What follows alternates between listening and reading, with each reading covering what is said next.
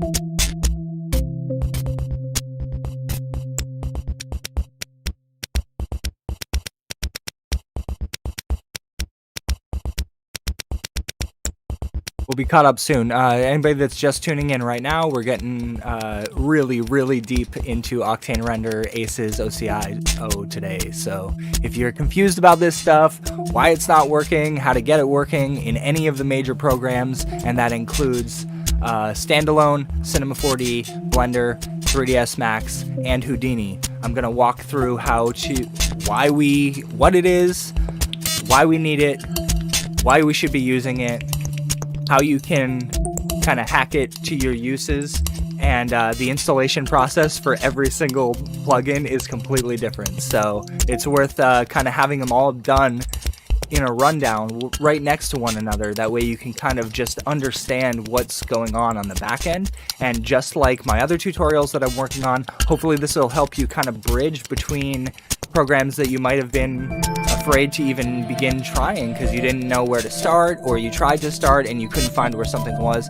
So yeah, I hope you guys like what I got in store for you, and feel free to share the link. Feel free to go over to Twitch and follow, or do those like group follow things or whatever. I would super appreciate any of that stuff, just because to get this stuff all out to you and also do the promotional side is like mind-blowing amounts of extra labor that my brain has trouble doing when I'm getting all into this. So we're going to start with Standalone, and then we're going to do Cinema 4D, and then we're going to do Blender, then 3dsMax, then Houdini, and then I'll do a quick recap and sign off. Hopefully this will take less than 2 hours, and I'm probably going to edit this down after the fact, or at least use it for a reference for the final recordings that I'm going to do. So please give me any feedback that you want to in the chat. I'm going to try to do this multi-stream chat in Streamlabs here, so I should be able to see what anybody on Facebook says and what anybody on Twitch says.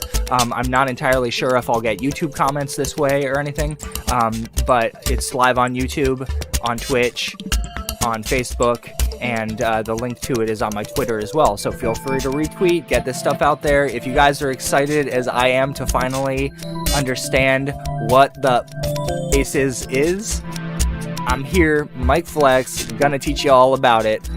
That's what I'm here for. So bear with me as I just share this stream on a couple of my Facebook pages and stuff. And yeah, if you have any questions about any of these, try to keep it related to color spaces and ACES. But, you know, I'm here to answer your questions, so don't be afraid to even just ask random stuff, and I'll try my best to answer it as long as it doesn't derail what I'm trying to teach. Please don't ask me questions that are like about my personal life. In the last stream, my good buddy came in and he was asking me how my life is and stuff, and that's awesome, and I'm happy to do that in some other streams. But this one I'm gonna try to keep super focused, which maybe will get me a couple more viewers, because I'm sure I lose viewers when I start talking about myself to one person. So I'm still learning how to be better at streaming and all that stuff. If there's any issues with the audio, if it's crackling, or if the music is too loud versus my voice, or vice versa, please let me know this stuff. I need to get this like squared away, and I'm using a couple different middleware technologies to kind of process the audio and the video, and they seem to be introducing some little artifacts here and there. So if you hear glitches in the audio, let me know.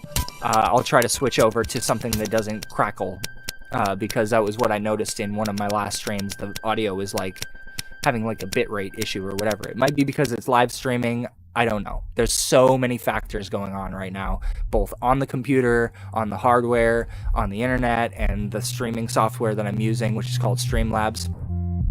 But yeah, so about 2 minutes of you guys listening to this next sweet tune, and I'm going to, this is all my own music, by the way. We're listening to the number 7, which is my alias, which is where 7 Studios comes from. And if you guys by chance want to go to the number 7, all spelled out, .bandcamp.com, I have a 4 albums up here, 1, 2, 3, 4, and a little single here that they're pay what you want, so you can download them for free. If you're having trouble, just let me know. If you need them for free, I'd really appreciate your support, and the music doesn't suck, so check it out.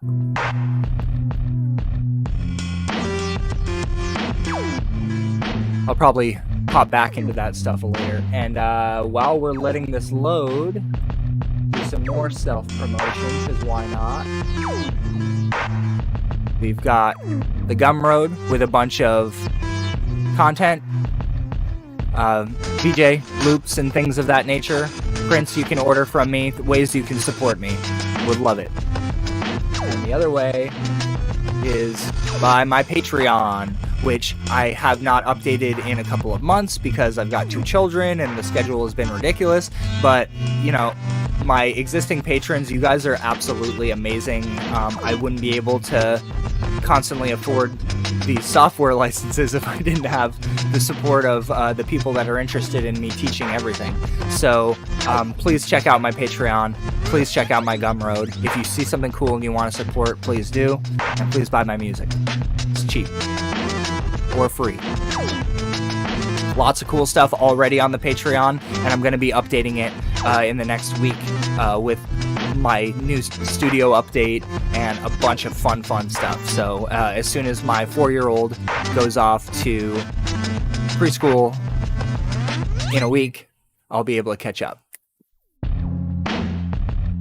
And in the meantime, we're going to do a lot of Octane stuff, because this is like my favorite. This is the best renderer. It's so exciting for me. They do pay me. I love working with Otoy, but I would be doing this stuff anyway. Trust me. I think why I got the job.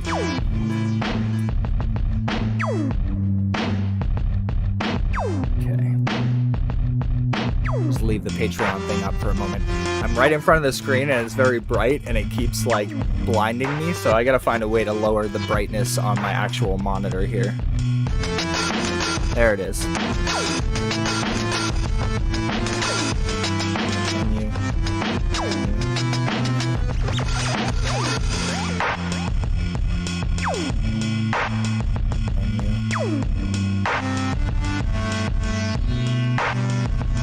Picture.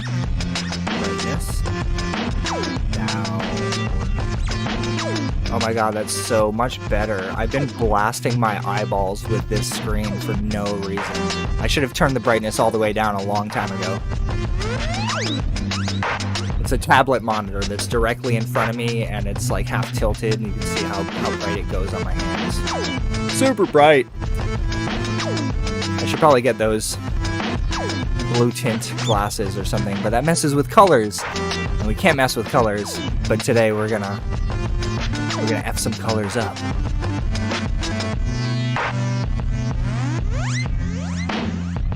I can't keep showing that as I prepare stuff in the background. Okay, I'm gonna do the sharing right now. 1 more minute, last song, and then we'll go live. We are live, but then I'll start teaching.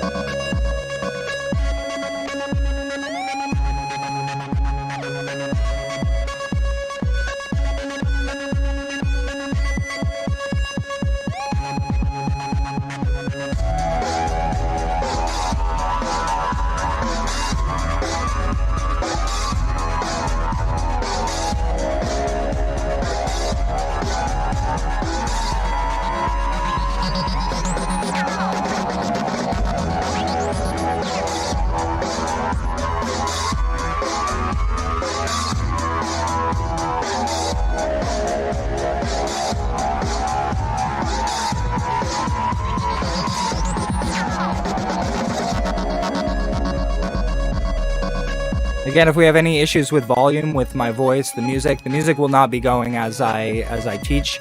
But if anything's too loud or crackling or whatever, please make a comment so I see that and can fix it right away, so you don't get annoyed and have to leave and not learn something. 'Cause we're gonna teach a lot of shit today.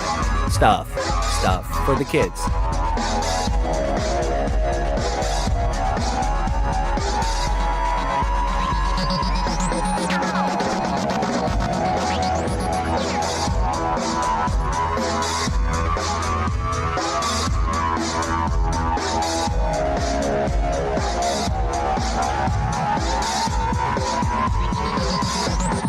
Good. I should be able to stop the music now, right? Boom. I think we're good on the music for a minute, and the stream is live, so I can probably remove that sit tight thing, can't I? That's probably a little annoying. And I can probably remove the overlay because that's probably a little annoying. And I can remove my Patreon from the screen after you guys look at it for one more second and consider supporting me, because this is a really, really great way for me to just do this stuff that I love and not have to do some really obnoxious contract work that takes me away from everything for different periods of time. I just want to mess around and teach people about the nitty gritty. So check out my Patreon, check out my Gumroad, buy some of my music, support me. I would love it.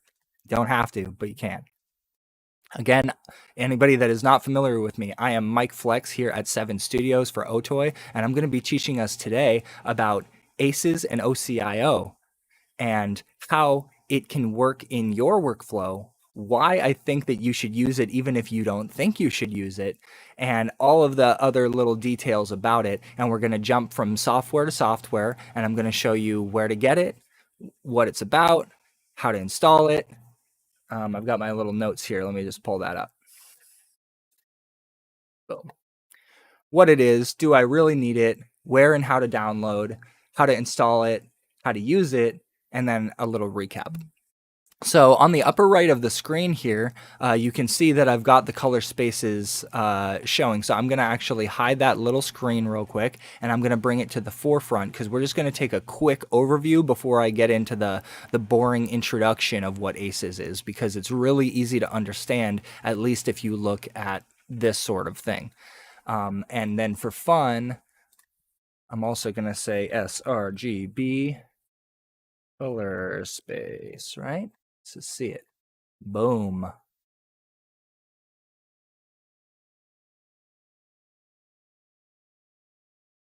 Just like grabbing one of them. I don't really care. Shout out to this company, Learn Photography. Boom. So that's a good start. So I'm going to bring this one down to full screen it. Let's get my Patreon out of the way real quick. I'm going to have this down here. I just messed myself up. Sorry. And I wiggle to get it back. Now, hold on. I got to pull up my other stuff. Boom. And then we'll just bring in Octane Standalone, I guess. Preferences. We'll cancel out of it real quick. We'll go into Octane. We'll go edit. File. Recent projects. Just opening up something. That way I have something. Whoa. Yeah. Boom. Boom. And preferences. Cool. Messed myself up there. Sorry, guys, for the workflow. So I'm kind of doing this as a practice, and I plan to do something that's more formal and concise, or even just edit this down with all the stupid parts removed. So look forward to that very, very soon. It just takes some time to edit. Editing is not the most fun thing in the world when it's like... I'm used to like fun editing for like, music videos and stuff like that, but just cutting out all the bad stuff, it's like utilitarian editing, and I'm not my favorite thing. If somebody wants to intern for 7 Studios and do some utilitarian editing, I'm happy to bring you on. So feel free to reach out to me. flex@7studios.org is my email.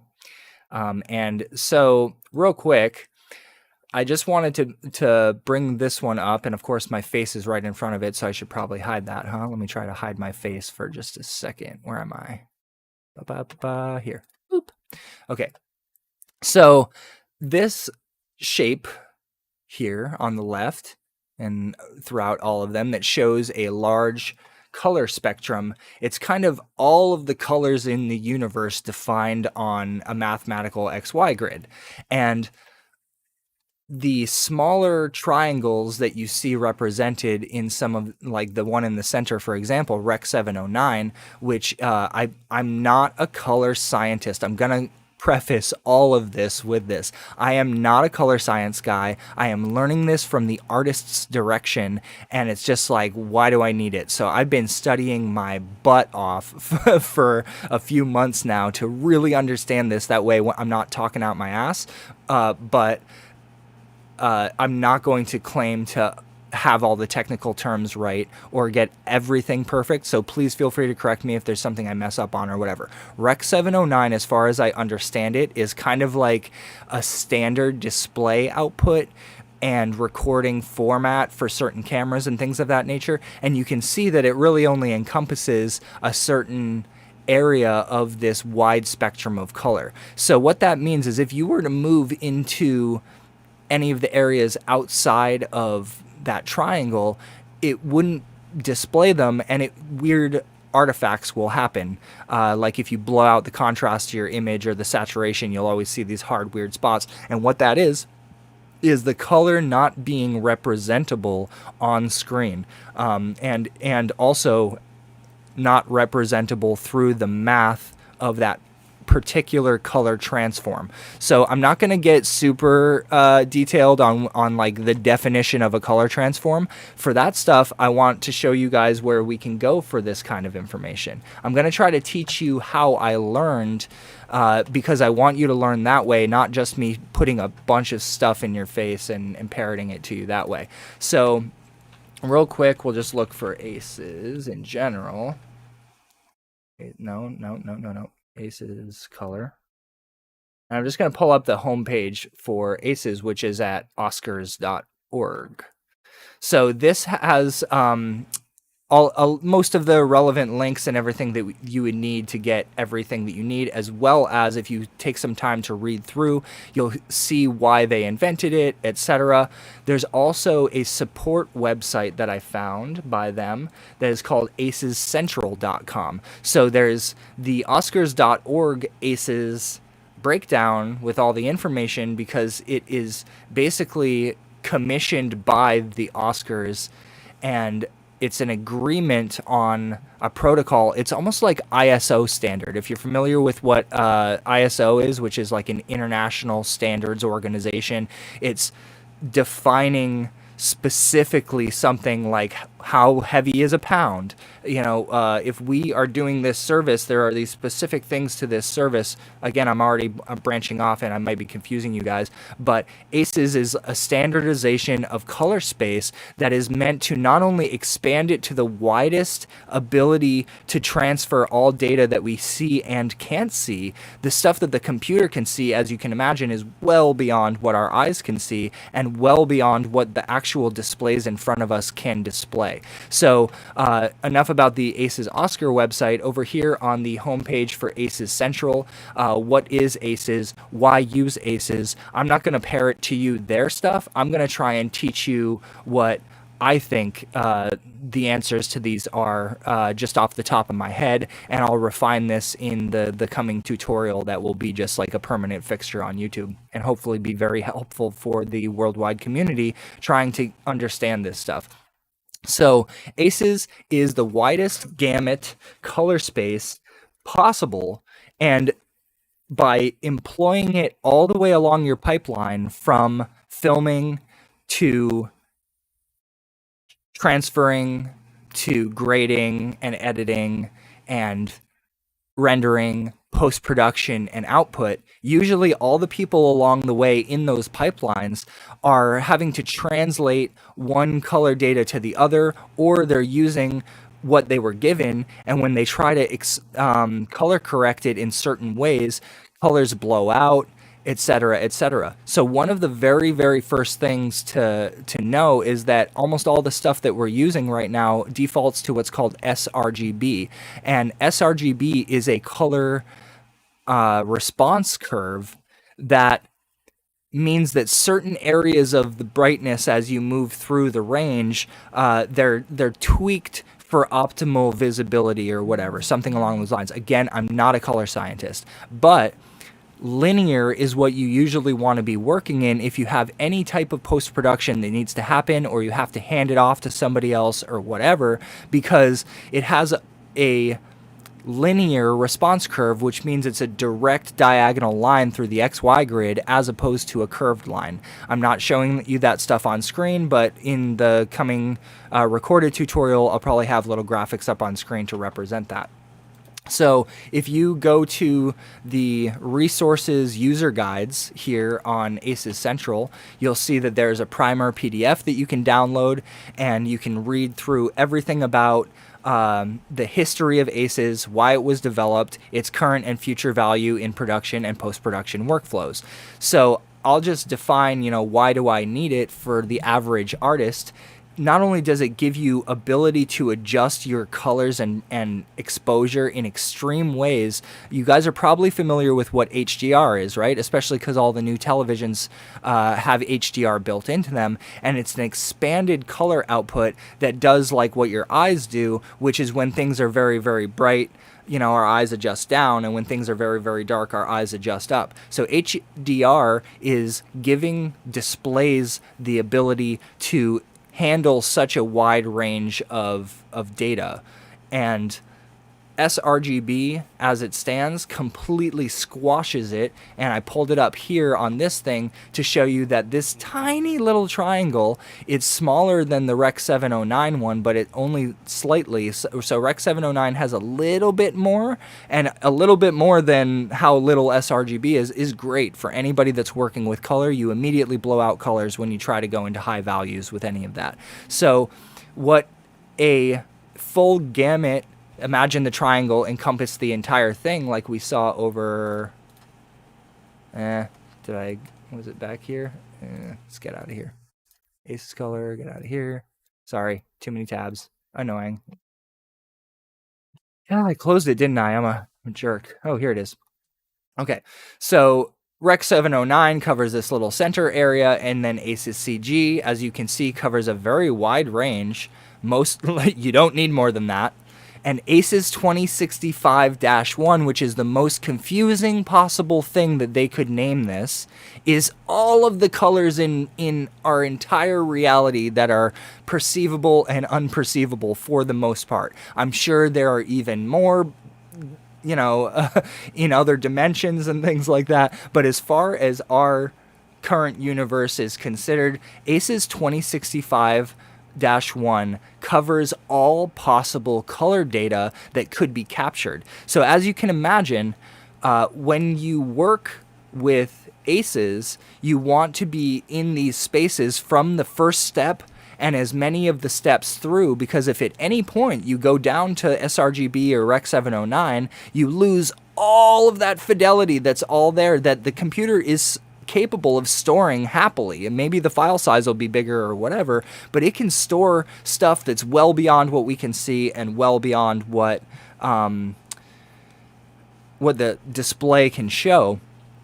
So having that in the thing is the equivalent of like a raw photo. If you're a photographer and you know the difference between JPEG and RAW, you upload it into Camera Raw from Adobe, and when you move that exposure slider, you're like, oh my gosh, if I had done this on any other format or I had shot it in JPEG, I wouldn't be able to save this photo. And if you're a photographer, for anything like important or timed, like a wedding or whatever, you know what I mean, where like that perfect shot sometimes is ruined. It's their mouths are closed, it's the exact angle, the light's hitting everything perfect, but like the exposure was off. And you can adjust exposure a little bit in Lightroom in a JPEG without having too many problems, but when you have raw data, it has all the dark stuff and all the bright stuff in there and not clipping, so you can actually get down to it and get back up to it, or you can output a range of them and merge them together to get what's called an HDR image, which has most people overblow their HDR images when they stack their exposures like that to get a particular visual effect. But the reality is all that color data can only be displayed by the display that is displaying it. I said display 3 times in a row. So that means that ACES 2065-1 is what is suggested. Again, I'm not a color scientist or an ACES certified person. I'm just teaching you what I know as like a learned artist that's using this stuff, and I'm like, what's it all about? So if you were to hand your completed, ungraded photography, film, whatever, render, doesn't matter, off to somebody else, 2065-1 is pretty much supposed to indicate that it's like moving between studios or a finalized version. So the reason for that is because maybe you don't need all that extra data all the time, but 2065-1 just being seen there as a codec by someone receiving it, it's under its archive maximum. It is the best way to archive anything related to color. Any image, you want to archive it in 2065-1, and I believe that they're incorporating this top down from the Oscars all the way into every major film company, and hopefully trickling it all the way down into every camera manufacturer, etc., that way that this archival quality can always be there, and we never have lost the data that is lost every time we take a photo, every time we render something out in sRGB or 8-bit or whatever. So ACES CG does the job for almost everything that we do that's computer generated, which I believe is what the CG stands for. Anything that you create in the computer, it doesn't really need 2065-1 range. You really only need ACES CG. Now, when you're completely done with it and you deliver it over to somebody, I'm of the understanding that you want to then use ACES 2065-1 when you're handing off something to another post-production facility or you're putting it into an archive.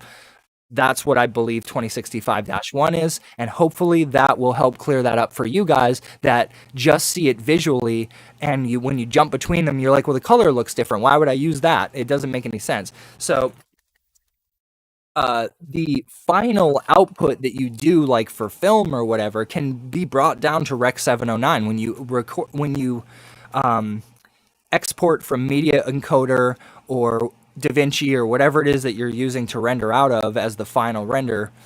Premiere. Rec 709 is like the widest space. It's a little wider, I believe, than sRGB. We don't have them compared versus one another right now with triangles stacked, so it's probably not hard for me to find that. Let's do Rec 709 versus sRGB. Now, these conversations, everyone's having them 100 million times over, so there's information for all of this stuff out there. Really not hard to just Google it. Okay, this is a really, really good one. This one here on the right. I am blocking something, aren't I? That's terrible. Sorry, hold on.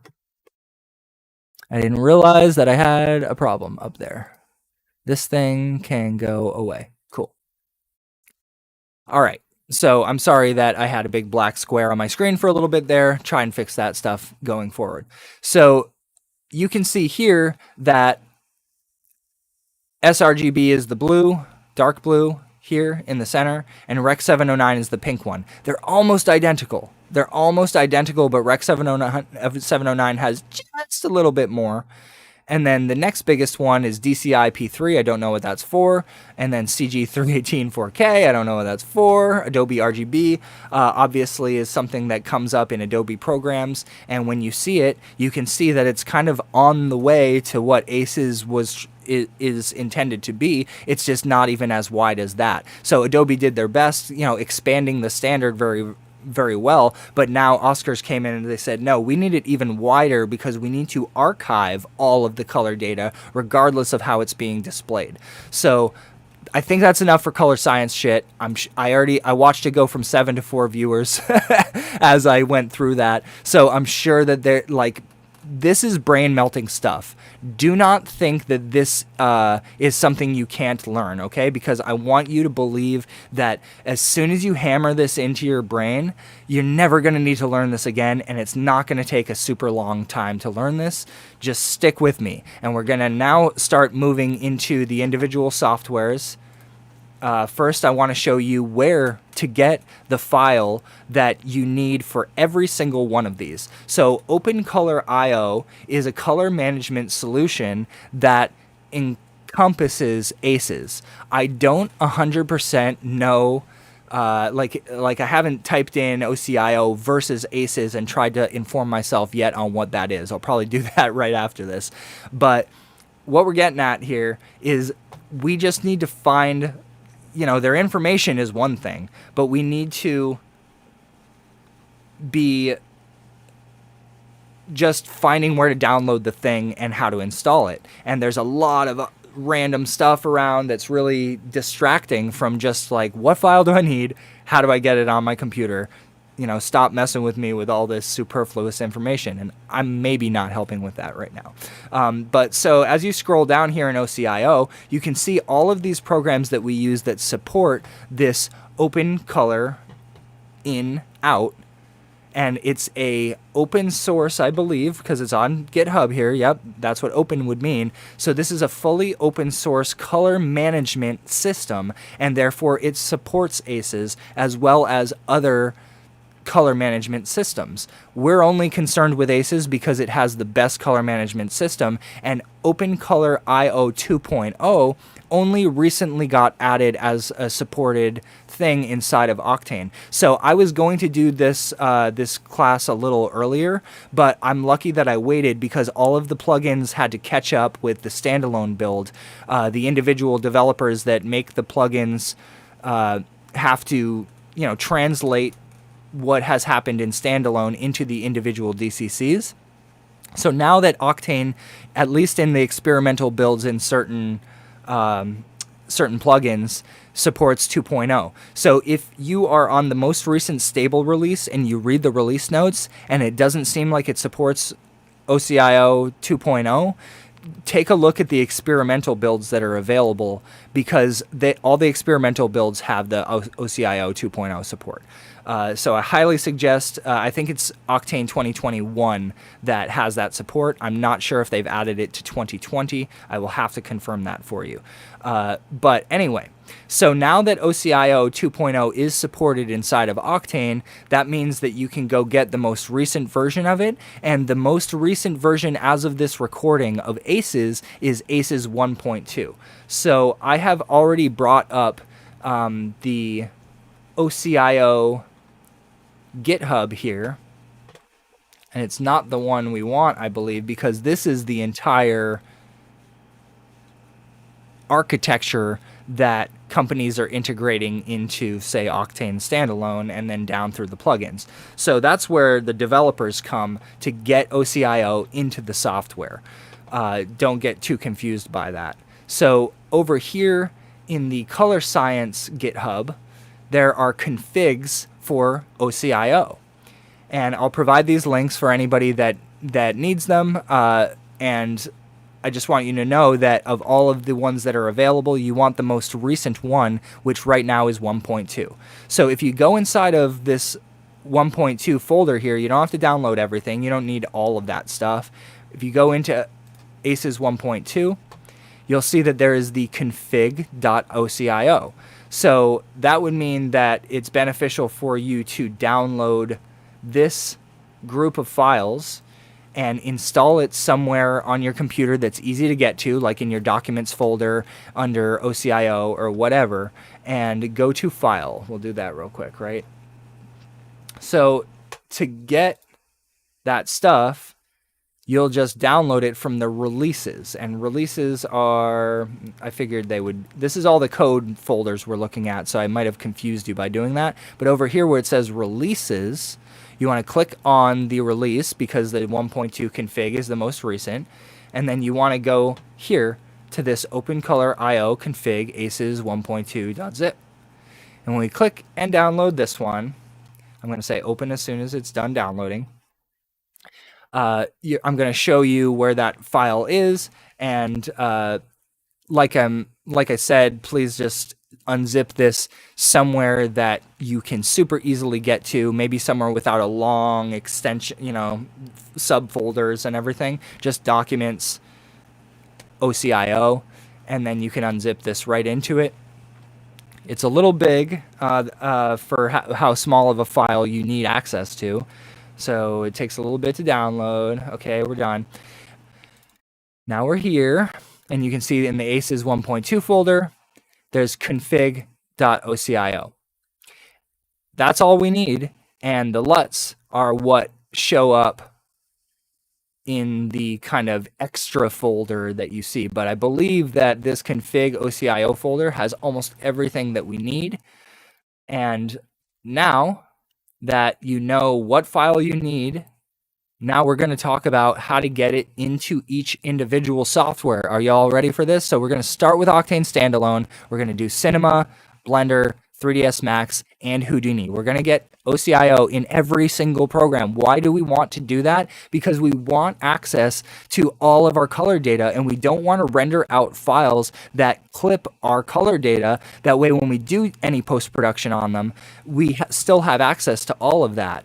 And the really important thing to keep in mind is that if you only ever plan, if it's like a daily render and you don't even care and you're just like doing whatever on your screen, and you don't even mind the color response curve that you're already used to, do you absolutely need this? Maybe not if you don't want to elevate your skills and you don't want to archive your content and you don't want to just be adopting a pipeline that means that when you do work, you're not squashing it. You're not saving it as a low-res little JPEG file that when you try to upsize it, it's all pixelated and the colors are crap, right? Because that's what happens when we have low bit rates and low amounts of data that we're saving. So you want to install OCIO into whichever software you're using, and Octane is a perfect place to be working with it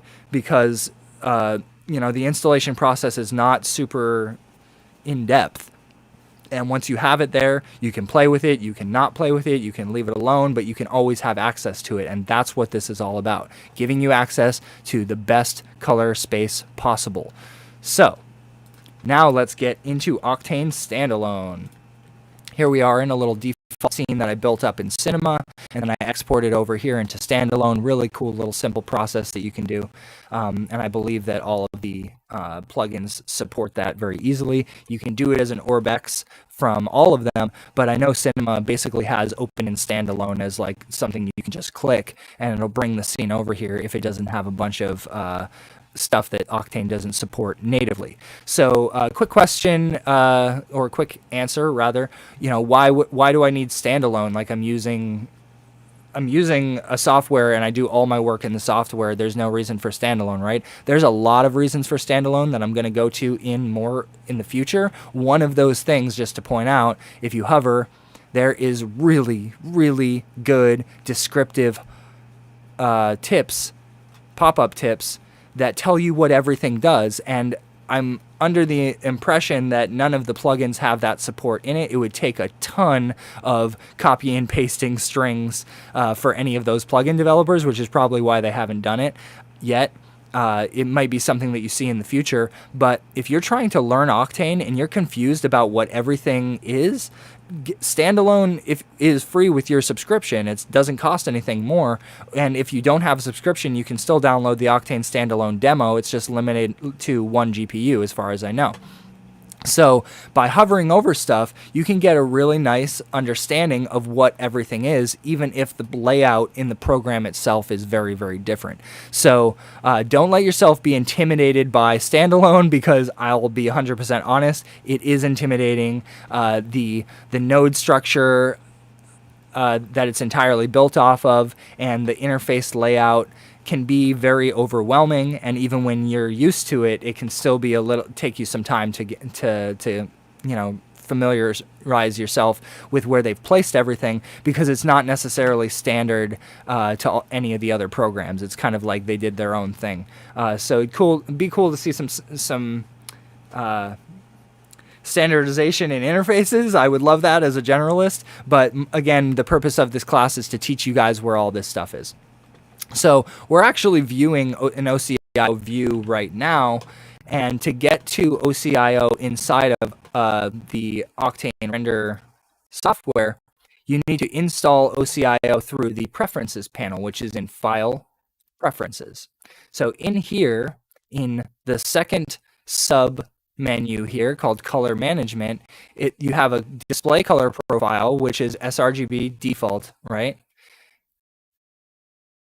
And that means that the display is clamping things. The data's still there, but it's being clamped. And I could, let's see, system settings, why not? So I'm not 100% sure about this part, and I'm sorry that I'm teaching like a bit of a mini masterclass here, and I'm confused about that, because I'm gonna iron that out before the final YouTube video that I put up. But let's just use system settings because that just seems appropriate. I believe that Mac OS automatically has display color management, and there's nothing you can do about it. Windows allows you to change that. And in terms of the actual color profile, browse for profile, I don't know what other profile you would use.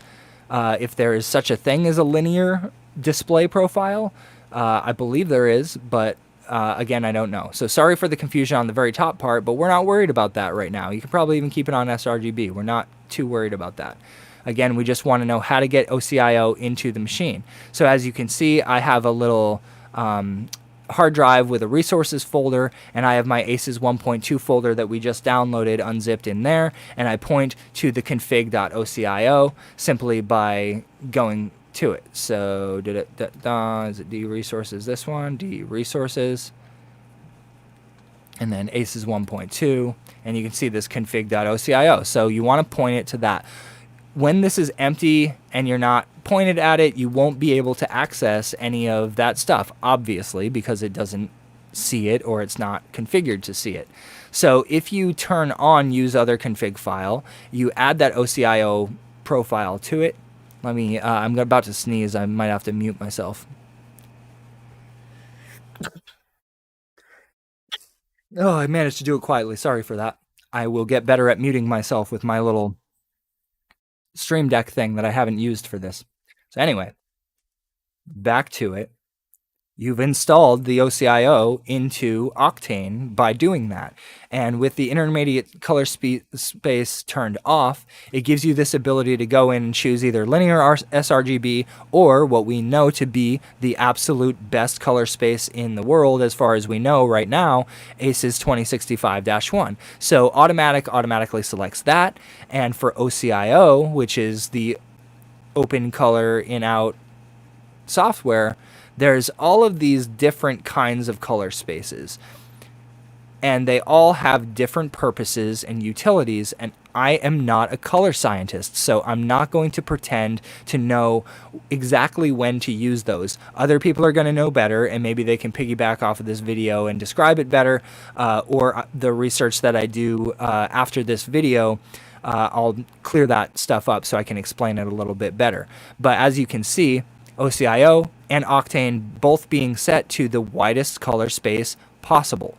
Automatic, which is recommended, is those. So you should take their suggestion and you should do that just so you have access to the full gamut. So we're done here in preferences. And now that we are done inside of preferences, we're moving on to the next step of the process. Octane's camera, its camera settings, and its render settings each have OCIO settings. And there's also something called tone mapping. And tone mapping by default is disabled with OCIO. And because of that, you actually do not have the ability to adjust things like exposure, gamma. I'm sorry, I think you can adjust exposure. We'll double check in a second. But you can't adjust things like gamma and the LUT and anything that's basically a post-production thing. So now I'm here inside of, I'm going to go to the top. I'm going to show you how I got to this big long list of stuff that you usually see broken up in the plugins that we use every day. Instead, it's all in a big old one thing in a row here. So what we can do, if we're not clicked on anything, you won't see a render in most cases here. Obviously it is because I was already clicked on it, but Octane Render Standalone will display whichever render target node you currently have selected, and for me that's this one. So we click on render target down here at the bottom and it brings up that big old list. And if I go down the list, you can see that there's these little submenus. You can close these up, but the problem is if you close up one and you don't notice that it's closed or whatever, you can lose important stuff that might be related to this color space. And in this case, camera doesn't have any of those, so we're not concerned about that. So I can get camera out of here, I can get environment out of here, visible environment, geometry, and now here we are with the render settings, right? And the render settings, we'll get the film out of there, animation out of there, and in the kernel, let's just check, nothing in the kernel itself, so we don't have to worry about color space stuff in the kernel yet. Down here in the imager, the camera imager, imaging settings, there is an OCIO tab, and you will not see anything show up in here if you have not installed OCIO. So it'll look like it doesn't work or something. And as you can see, the default is ACES sRGB.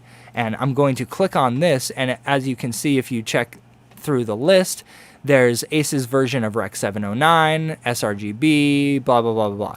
So ACES sRGB is a default, and I believe it's good enough. If you're not working in Rec 709 or even know what I'm talking about, just stick with this ACES RGB. So this little thing right here, I'm hovering over it, and look at this. It's telling us what it is and what it does. Almost no other software does this, and Octane Standalone is verbose and thorough with giving you explanations better than even I can, because they're straight to the point, technical, and describe exactly what the thing you're pointing at is. Force tone mapping is whether to apply Octane's built-in tone mapping before applying OCIO looks when using an OCIO view. Sometimes even the sentences feel a little convoluted. That one feels a little convoluted to me, but the point here is if you do not turn on force tone mapping, which is not suggested if you are working in an ACES pipeline and planning to work in After Effects afterwards in ACES, which you need its own plugin for, and we'll get into that in a future video. But if you check force tone mapping, you pretty much destroy what ACES is doing, and you again clamp the color space. The thing is most people that I know that are doing like daily renders and things of that nature, they're not going to be doing this heavy post-production or need this access to this extra range that like a color grader or post-production editor or whatever would need. So by choosing force tone mapping, you get access to the better curve, the exposure curve, giving you these beautiful roll-offs between highs and lows as you go to blow out the exposure. You still get to apply things like LUTs, vignetting, gamma adjustments, etc., which are things that we as artists, not color scientists people and not post-production editors, but people that are just trying to make something cool in the program, force tone mapping will let you access all the other tools that you used to in Cinema 4D or whatever without them seeming like they just broke.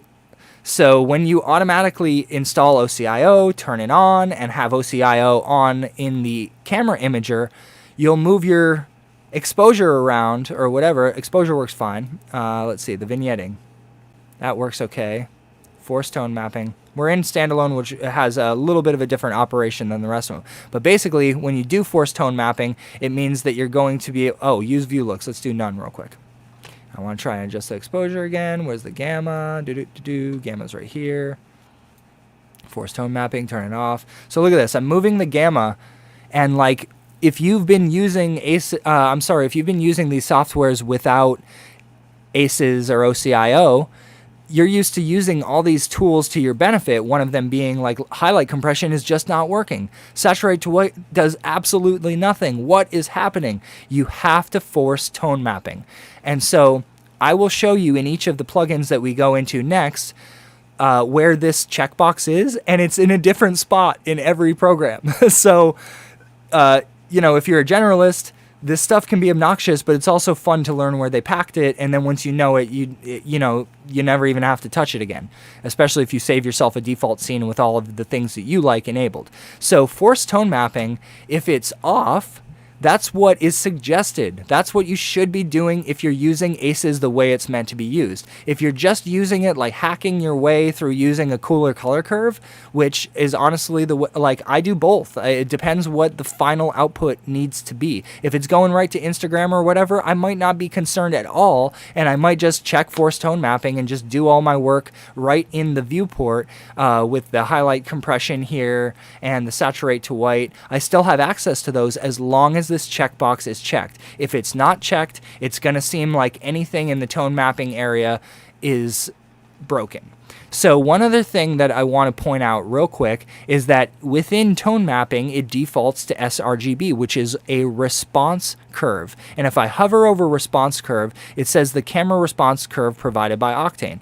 So I'm now in a habit, as far as I understand, because I want a linear response curve, you want to change sRGB and you want to change it to linear/off. And after you've done that, you then need to make sure that your gamma is 2.2. And you can see here in the response curves up at the top that there is a gamma 2.2 preset, but I don't know if that's linear. Again, someone else out there is a color scientist, so let me know in a chat or whatever if this is the same thing as doing what I just did, but it kind of doesn't matter, right? So if we turn the response curve entirely off and we set it to 2.2, that's pretty much resetting things and making sure that the response curve, which means how things respond when we do what I'm doing right here, right? So because we're in OCIO, it's doing this absolutely beautiful darkening and brightening.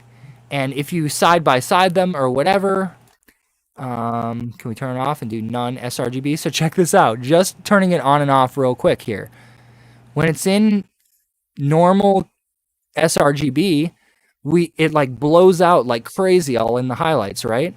And if just for fun, let's bring it down dark too. But real quick, I'll jump back and forth between the ACES sRGB and the none sRGB. So the ACES one blows out in a way that's much more similar to what our eyes or a good camera would do. Whereas when it's in no ACES at all, it gets a low contrast when it's dark instead of getting dark, and it just blows out disgustingly. It's gross. So just that alone is enough for you to use ACES. Just having access to the higher range without it blowing out and losing everything. So that means that even though there's some darker stuff down here when I'm all the way blown out, you can still access it after the fact if you're working in ACES. And specifically in 2065-1, you still have all that other data that looks like it's gone to our eye, but it's still there for the computer and the computer file. So we are currently in OCIO 2.0 using ACES 1.2 set to RGB and with force tone net mapping turned off, which means I cannot use any of this stuff. If we turn it on, we now have a better access to the really great tone mapping tools inside of Octane. And you can see that I can compress my highlights and I can go into the response curve here, which is built-in LUTs pretty much, and you can pop these boys on there, and let's just choose some different ones, look around, and we do this as creatives just to get a different vibe to our shot. Sometimes you make a render and just by hopping these things around like a LUT, sometimes it just looks like this kind of gives it almost this 80s vintage look, right? This Ektachrome 64 TCD. And these profiles are based, as you can see, off of specific film. So if any photographers out there, you'll know that if you shoot on like some old expired film, or like, you buy brand A or brand B and a different ISO, they all expose color completely different. So these response curves are emulating that. And just for fun, look, turn off forced tone mapping, we cannot use our LUTs. You can use them after you export it and do it in Instagram as a filter or whatever, but really, these are like built-in Instagram filters that are actually modeled off of really nice film that in some cases is very expensive. This Portra stuff is like for weddings and stuff. Portra 400N CCD. I'm pretty sure that this is like, expensive wedding film. So if you're going for a certain vibe, it's worth kind of understanding, get a film camera and buy some different films, and you'll start to get it, why certain photos have like a feeling to them or like a timeliness or whatever. So again, I'm going to go back to linear off at gamma of 2.2 as long as we're in this forced tone mapping. It won't matter at all what's going on down here if I don't have that checkbox on. So this is a crucial checkbox, and I'm going to point it out in every one of these softwares. So let's move forward a little bit. That way I'm not passing up anything important. I think I've covered everything, at least here in Octane Standalone. So to get OCIO in, to recap, we're going to go into preferences. We're going to go into color management. You're going to load up the ACES 1.2 config.ocio there and set it to automatic. Done. Don't worry about that ever again. It's now built into your Octane Standalone, and anytime that you do or don't want to use it, you do that here in the OCIO imaging settings and the tone mapping. Those two things are what are going to control your color. And again, if you don't have that on, it's not going to let you use any of that stuff. And if you are working for post-production or sending stuff over to post-production or whatever, you don't want to use tone mapping at all for any reason, because that stuff will be handled in After Effects or DaVinci or whatever you're grading, whatever you're grading in. And all of those softwares, I believe DaVinci and Nuke have support natively for OCIO, whereas After Effects, you have to get a plugin and load it up that way. Same for Photoshop. Hopefully they will. I would think that Adobe would be smart enough to incorporate it into their software soon. That would be really great. Adobe, if you're listening, please do that. We're sick of using this stupid middleman program that sucks. Okay, so we, I believe, are done here in Octane. Are you guys ready for some Cinema 4D? Say hey in the chat. Say hello so I know you're watching. I'm going to try to go quickly through these next few because I want to wrap up in the next half hour maximum. And let me know if you guys are digging this information. This stuff is crucial. I see we got a couple new viewers. What's up, everybody? Mike Flex here at 7 Studios for Otoy, and I'm showing us how to get through installing OCIO for every one of the major softwares, at least that I use, which are Standalone, Cinema 4D, Blender, 3dsMax, and Houdini. So moving away from Standalone, we're now hopping into Cinema 4D. So this is not my default layout. Bear with me if I have trouble moving around the default layout now, because I usually have all my shortcuts up and everything. So Octane Render, when it's installed in Cinema 4D, has a couple different areas for you to customize the settings. One of them being in the render settings, which is different than the active workspace and or picture viewer rendering settings. I know this is super confusing. I'm sorry if I just lost you, but I'm going to show you. So Octane here, we have the Octane settings, which if I open my live viewer window, because it's useful, why not?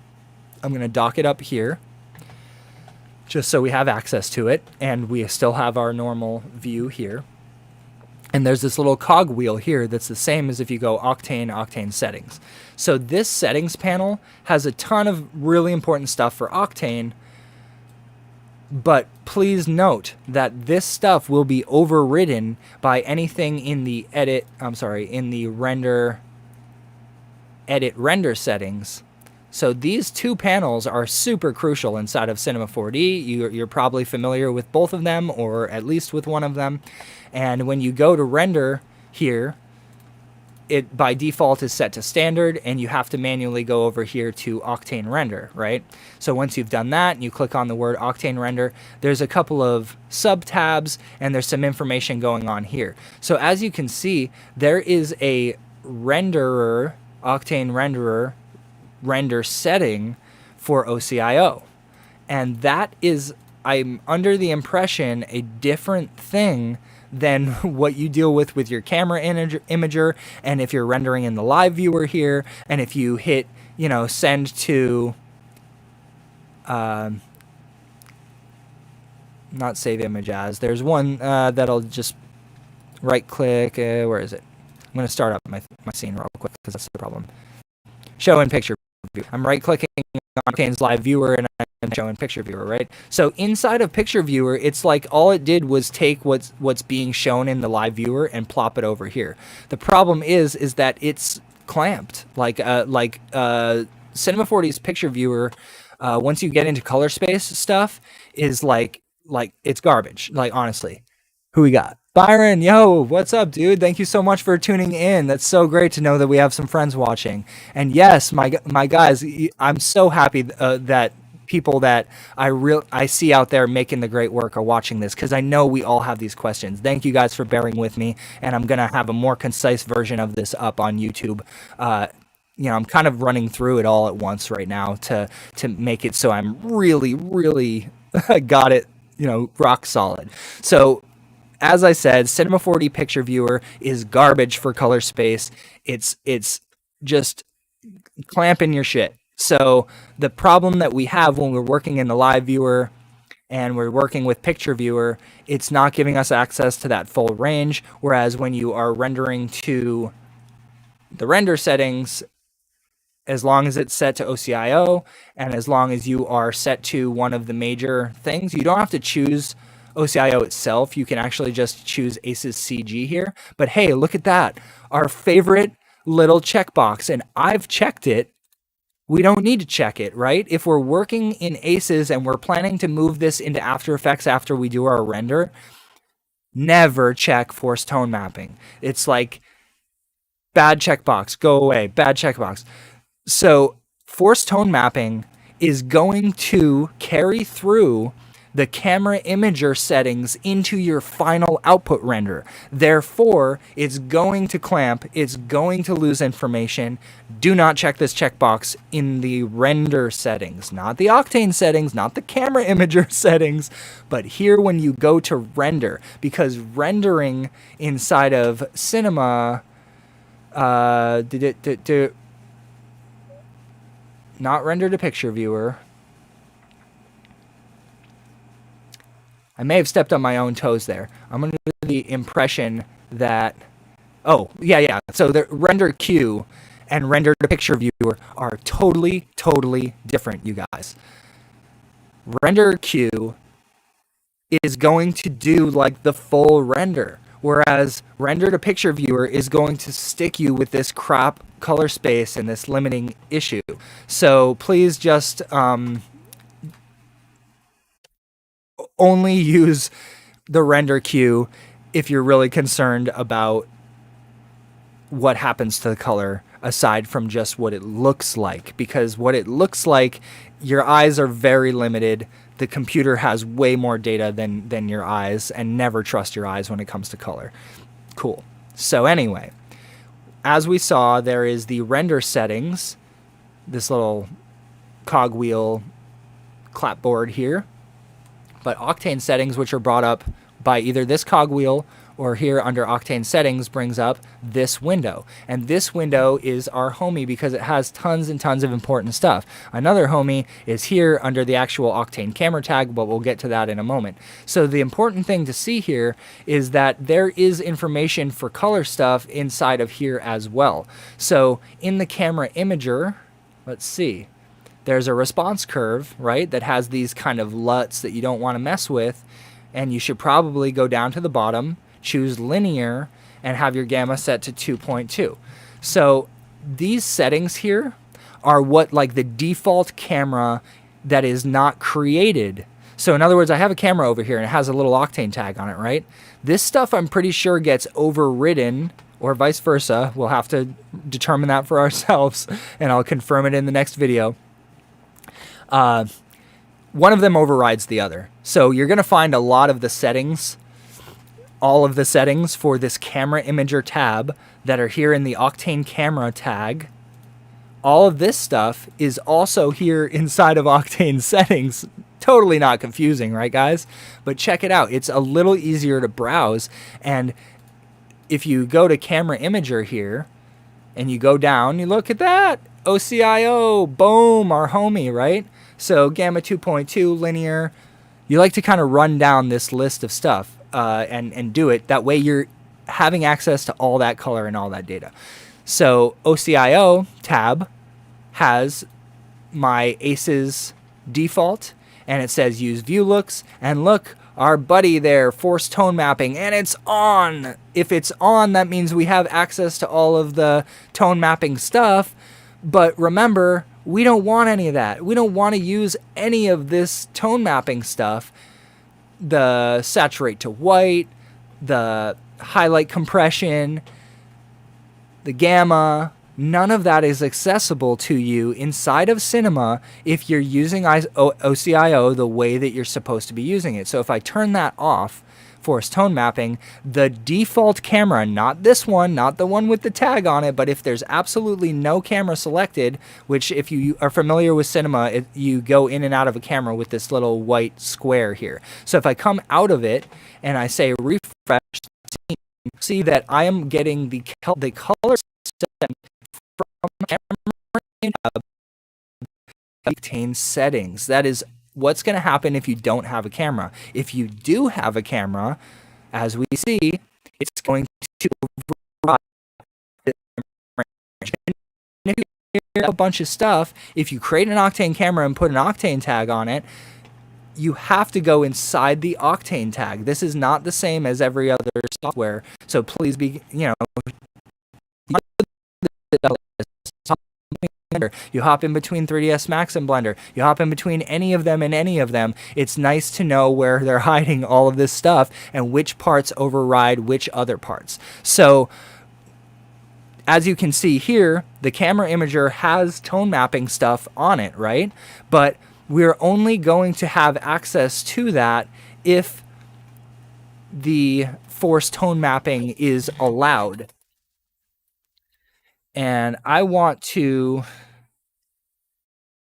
double check in my OCIO setting here.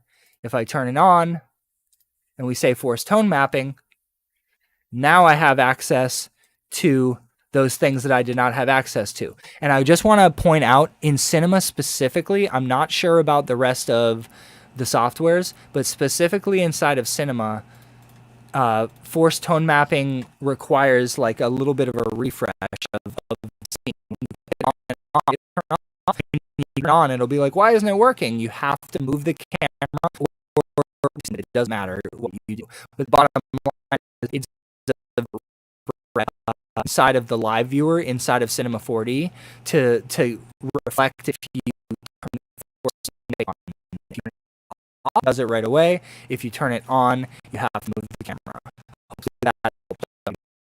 So when you are going back and forth. Zaffo, my dude, love you, dude. Can't wait to game again real soon. We got to get on our raft and start doing that up. And hey, when I'm done with this, we're going to be live streaming the final animations of the Fight Kingdom stuff. And I swear I'm going to get it to you before your deadline. Please just let me know what that deadline is again, and I will make sure that I do it. I promise you. Oh yeah, this Fleekend, my dude. Okay. Thank you for everyone that doesn't know Zaffo, who is an incredible guy and a really good gamer. So here inside of OCIO, in the camera imager, that's the only place that has the force tone mapping checkbox. So even though the tag overrides all of the stuff inside of the camera imager tab inside of Octane settings here, you still have to come in here and hit that checkbox in order to access these sliders and stuff inside of the Octane tag.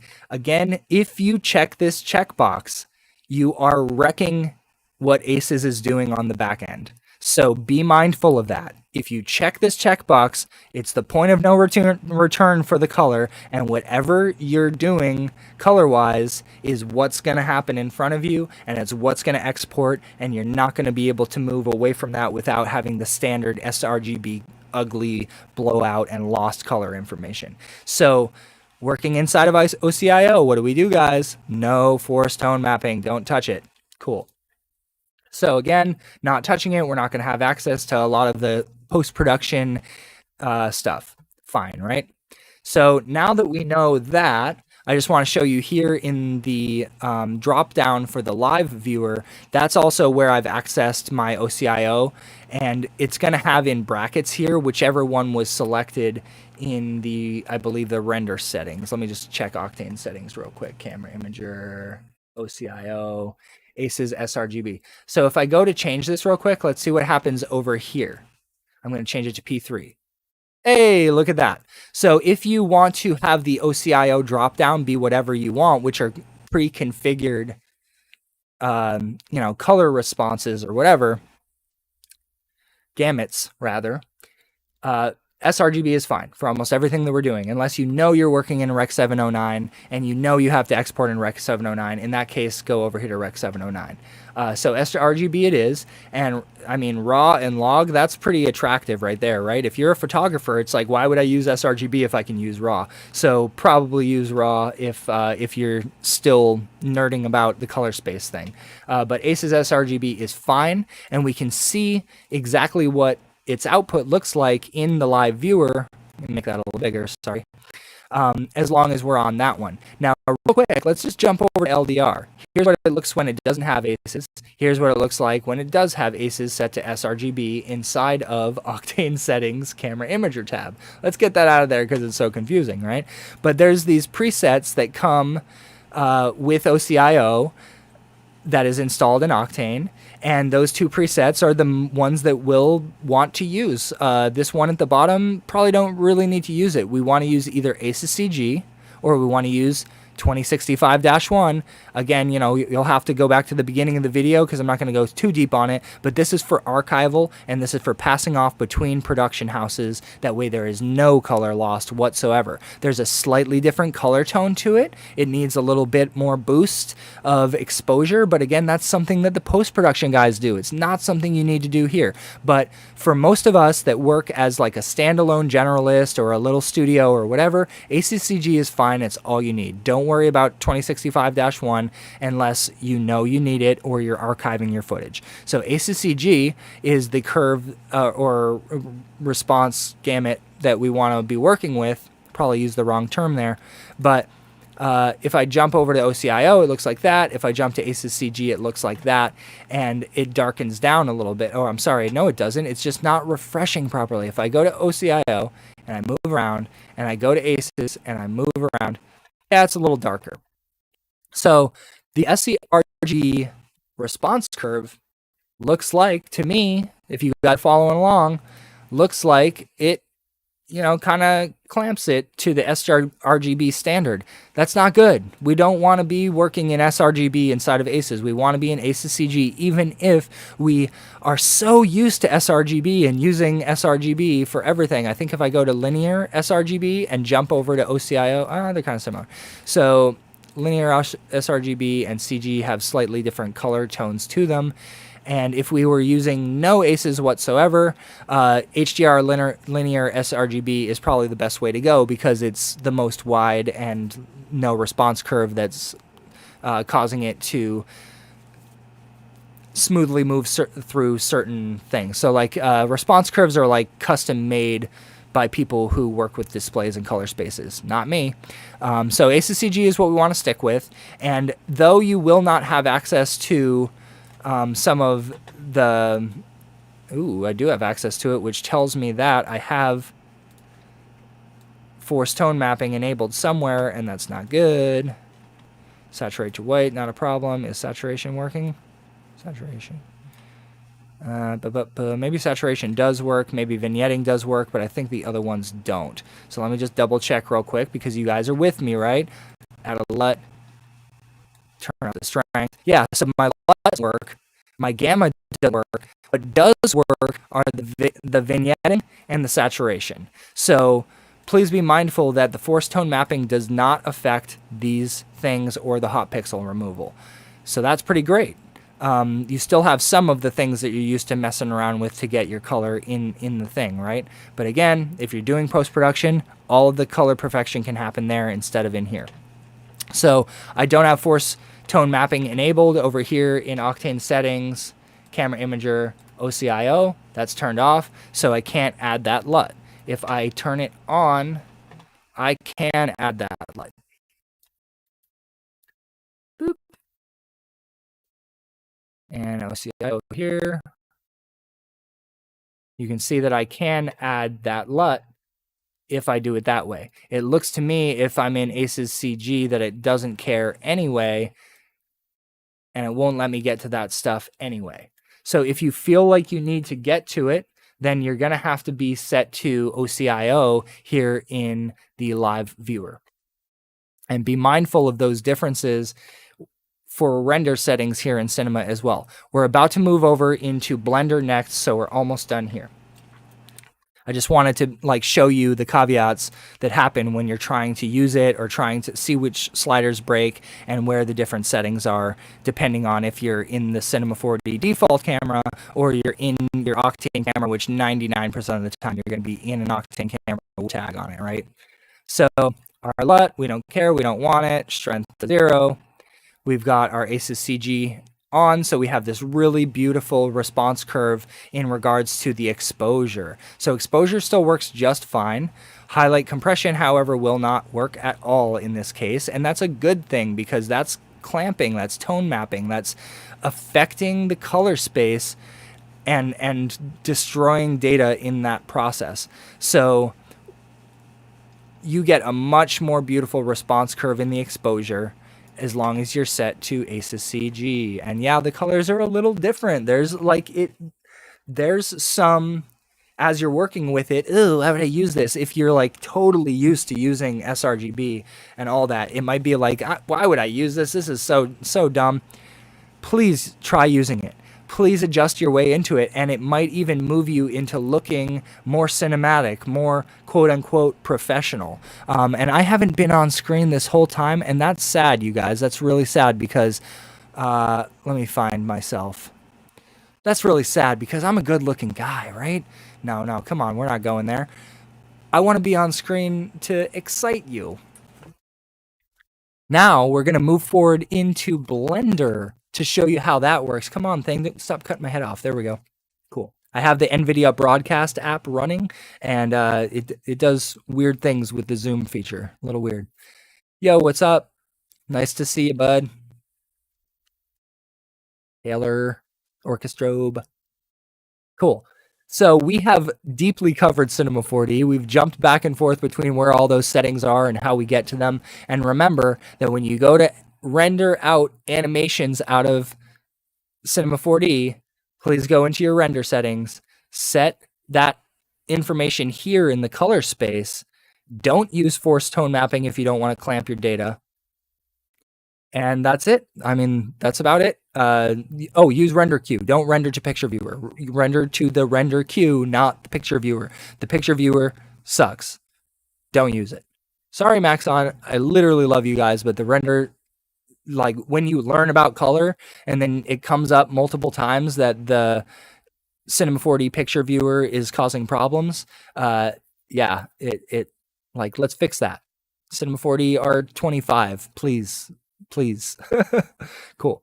So now we're going to move on to Blender. Blender is something that everybody can use. Blender is free. Octane for Blender is free for 1 GPU if you want. That's incredible. You can get using Octane right now without spending a single dime. So let's get into Blender. And I have just recently recorded and have not yet published how to install Octane into everything. And there is Blender in there. Let me find my Blender. There it is. Cool. So the interesting thing, and I won't go super deep on this because I have a whole other video that I just recorded about it, and it'll be posting soon. But Octane for Blender is currently a little different than the rest of the plugins. It's not a plugin right now. It's not an add-on like any other plugin in Blender. It's actually its own custom build that does not have support for cycles or Eevee inside of it.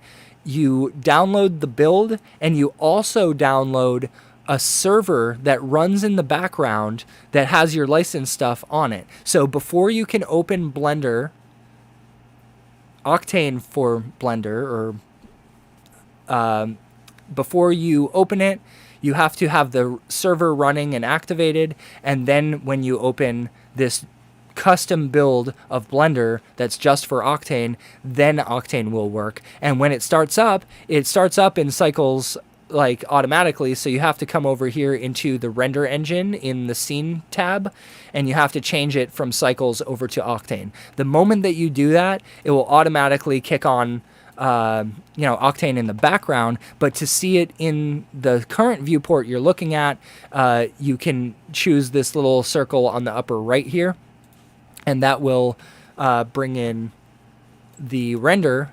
And the cool part about this is Blender overlays like the Blender HUD stuff on top of the Octane live render, which no other software does. This is the only software that puts its HUD over the live viewer if you want. If you don't want, you can obviously turn off that stuff with this little two circles here, or you can customize what you do or don't want to see if it's on with the little drop down here. But there is also a live viewer, and you can leave this in its normal work view mode and just have the Octane live viewer open. So, okay. Now we're going to find out where to install OCIO, and I'm going to do it live for you here right now because I had opened my Blender and I was like, wait a minute, where is this setting inside of Blender? I couldn't find it anywhere in here, and I couldn't find where Octane was hiding, but it turns out that you have to open add-ons because it's still an add-on, and like I mentioned, they're planning to make Octane just an add-on.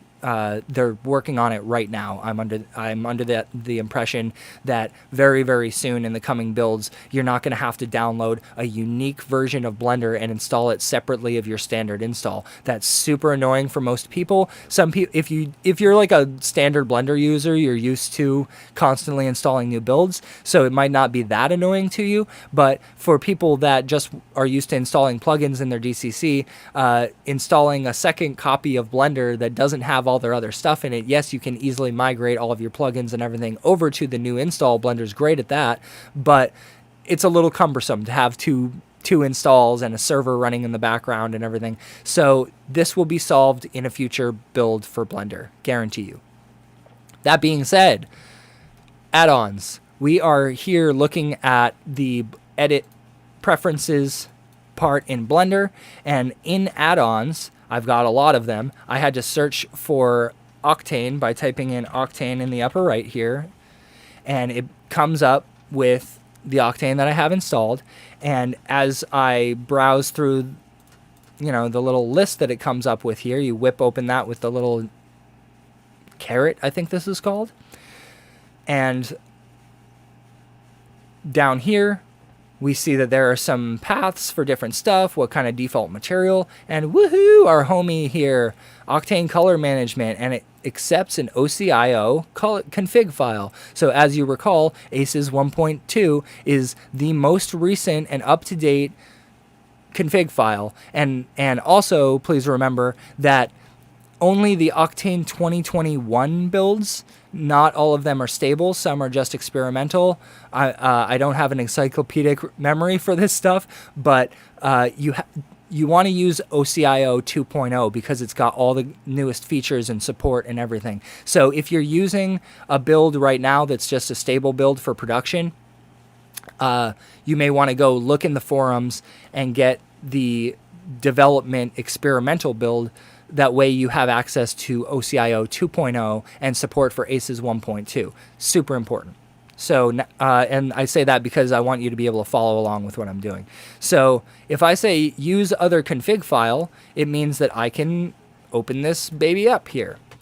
And real quick, we'll go into D, we'll go into resources, we'll go into ACES 1.2, config OCIO.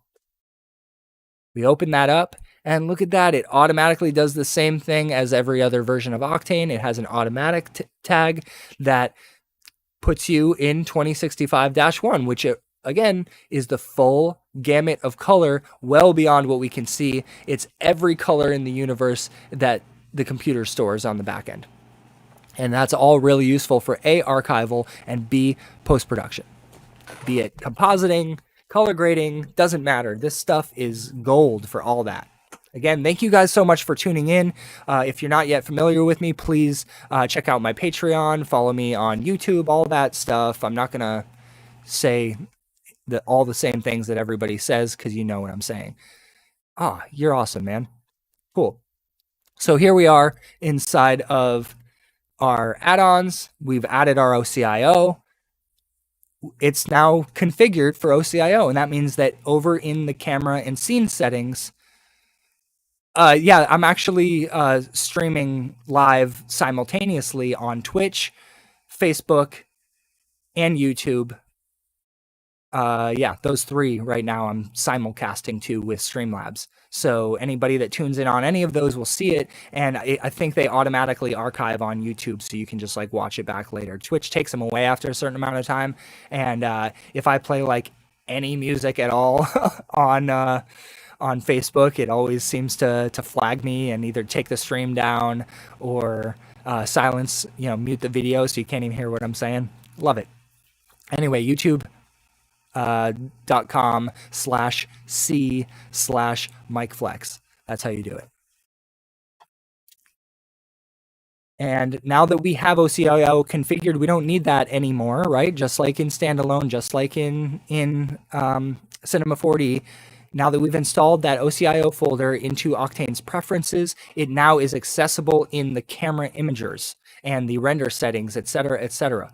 So moving around inside of Octane in Blender is also a little cumbersome. They're doing their best to make it fit and be usable, but a lot of people that are most familiar with Octane from the get are using Cinema 4D, and if they're like, maybe I don't want to pay for Cinema 4D anymore, I just want to check out Blender for all the tools. When you move over into here and where they put all the stuff, it can be really heady to try to get your head around where they put it, why it's in that order, or whatever. So as we know, the Octane kernel is going to have some settings, hypothetically. No, it's not. The kernel's the path tracer or the direct lighting stuff. It's like how it's rendering. I don't believe that we're going to see any settings in here for OCIO, but let's do a quick scroll just in case. Nope, there were none. So where we really need to do our OCIO adjustments are in the camera, right? So there is a camera in the scene by default with this single cube. Kind of dark on my screen right now. But so we've got the camera, and the camera settings, once you've selected the camera, this is what's so weird about Blender. You have to select the camera, then you have to come down here. And I believe in the newest builds, oh yeah, look at that. You can double click them now. This is brand new. You used to never be able to do this. This is only in like 2.93 or something that they added this. But you can double click, and you can get directly to the tab that you need to get to for the first time. It's amazing. Okay, so here we are in the camera settings, right? And there's all these different drop downs. And you can see there's Octane post-processing, there's camera imager, and there's the camera itself. So I'm going to do a quick scroll just to double check, see if there's anything important. Nope, we don't need any of that stuff for what we're doing, which is just color space stuff. Here inside the Octane camera imager render mode, boom, this is where you see some tone mapping stuff. This is where you see, gamma settings, blah, blah, blah. But right down here, check it out, my friends, our favorite stuff. I can finally select ACES sRGB here for my OCIO view And for fun, let's view an actual render view, because why not, right? If I go into none, shouldn't really look like much. Go into, oh yeah, I'm having a little, I don't know if it's this particular build that's experimental or whatever, but there is a little polygonal tearing when I move stuff. And it doesn't want to refine that either. Boop. Doing funky stuff. Not the greatest. I'm not, it might be because I have like 14 copies of Octane running at once, but it is what it is. So here in the sRGB, if I say force tone mapping, then I should be able to hypothetically adjust my settings, my gamma, my exposure. Why is it not working? I'm doing something wrong. Doing something wrong. It's good to learn along with you guys, right? Oh, that was the problem. I had disabled them. That was really dumb of me. Okay, so this is another great way to learn some stuff about Blender real quick. Is it N? Okay. The N button opens up this little tab that you don't even know is there, but comes out with this little arrow, this tiny, tiny little arrow up here. Like, love you, Blender, but why do you do this stuff? So there's a drawbar here, and you can pull it out. You can grab it and pull it out. You can click it to make it come out to a certain size, and of course you can still resize that here. That's fine. But as you can see, I have 1,000,002 plugins in here. But if you go down to the one that is for Octane, or if you don't have any other add-ons installed, it'll just be much more visible in here. That is affecting this viewport. So check it out. This one here says render mode. That means that this is just like in Cinema 4D's render settings, and it's going to get overridden by the preview if you're viewing a preview right here in front of you. So there are some ways around this. One of the things that we want to do is to maybe open the Octane Live Viewer, which you can get by scrolling down here. Let's see. If we open up where we're going to get Octane kernel to go away, because those are just the path tracer settings and stuff, right? Octane server, which is again running in the background, and basically what it's doing is it's like Octane Standalone is running in the background. Same with Cinema 4D, and why it's really easy to just get Octane to just pop up so you can see it. It's always actually running as standalone in the background as a plugin. It's just kind of like ghosted and shied away. And if you happen to open the node graph for Octane Standalone while you're in one of these plugins and you move even one node, you'll crash everything. It's just what happens. So they'll let you look at it, but don't touch anything inside the Octane Standalone node graph if you're just using it as a plugin. And I don't mean if you also have standalone running, which I do, that those things don't cross over. I just mean that the like wrapped standalone that's being used as a plugin. So we go back to Blender, and you can see in the Octane server dropdown in the scene tab, render properties here. Down at the bottom of the Octane server, there is Show Octane Node Graph, which, like I said, will show you standalone. And there is the Show Octane Viewport, which will actually, in Blender's case, open up an Octane standalone viewport. The IPR, as we call it in every other software. Just Blender is calling it Octane Viewport, not IPR. So now that I have that open, we have the live viewer. And I mean, I guess I want to have both so we can see them operating at once, so I can test this live for you guys, and we can have a really good idea of whether or not the preview mode also affects this IPR view.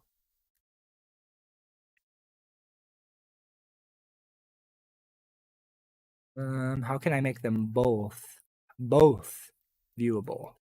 Do that. I just want to turn it on and off. Yep. So the preview mode does affect the IPR, and that's different than when we tell Blender to render, right? So rendering to Blender's, whatever it's called, compositor or whatever they call it. Sorry. I'm not an everyday Blender user. I'm just an avid Blender user. I think it comes up in image editor. But whatever, when you go to render directly out of Blender, not to the IPR, not to this preview view, that will use the settings that while as I was moving them were not responding for us at all. So let's get this stuff in the background to go away so it's not distracting us. My space mouse thing out of here. Move this up so the words aren't blocking anything. And what we just learned together is that, that's funny, huh? Cool. All right, so what we learned together is that if you tap the letter N inside of the viewport, you will open and close these list of tabs that gives you access to the camera imager for what you're seeing in the IPR. That's not the same as the one that's over here in the camera render mode. And luckily, they have preview mode and render mode after them so you can separate them mentally. So in the Octane camera imager, all of the identical settings, just like we had 2 spots for these settings in all of the other softwares, there's the render settings here in the scene tab, and there's the render settings for the camera inside the camera imager preview mode. So now that I have that on with the checkbox and I'm inside of it, hey, look, we have OCIO in here as well. And look, our worst enemy, force tone mapping. So again, if you're working with a color pipeline or you're planning to do post-production with this, do not check this. And hey, look at that. When I'm hovering here in Blender, it does have the stuff that's standalone, the hot tips. I was not aware of that before this exact moment. So good for me and good for you guys. If you want to know more about what the thing that you're clicking on is, just hover over it and you're going to get a nice verbose description. Whether to apply Octane's built-in tone mapping before applying any OCIO looks when using an OCIO view. This may produce undesirable results due to an intermediate reduction to the sRGB color space, right? So what that means is every time we click this, it automatically clamps it to sRGB and you're back to square one. So that's why we don't click it. But the view, now that we have ACES configured in Octane's settings in the add-ons preferences, you following me? You can ACES sRGB here, and now we are actually getting the ACES look that was not coming up when I was attaching it over here in the render view. So you have to make sure that whatever you're doing here gets copied over here. Maybe it'd be nice to have like a send to render mode button or something. That way, whatever you do on the fly here, you can just have jump over to here. But in the meantime, as far as I know, and again, a Blender expert can jump in front of me like Lino Grandi, who runs the Blender for Octane Facebook group, and he's just like, he is like an encyclopedia for this stuff. It's awesome. Really glad to have peers like that. So I don't know if you can copy settings from here over to here, but you're going to have to likely, whatever you do here that you can see before you go to render it, you're going to have to go and do it here. Again, I prefer to put the response type to linear off as like a rule of thumb, but if you are not forcing tone mapping, then that doesn't apply to anything.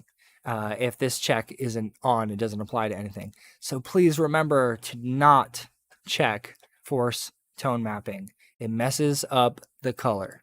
Don't do it unless you really, really just plan on posting your image to Instagram right out of the program. If that's what you're doing, don't heed my advice on the not checking the box. If you're only ever going to post your stuff to Instagram and you don't want to have it archive and just badass, super, holding its value for all time, don't worry about it. But I suggest that you do, because your art is worth it and your client is worth it and all of that, history is worth it. So I'm pretty sure that we just covered everything inside of Blender, and now we just have 2 more to go. And I think I can knock these things out quickly. I think I can do both 3dsMax and Houdini in the next 10 minutes, even though Houdini is a little more in-depth.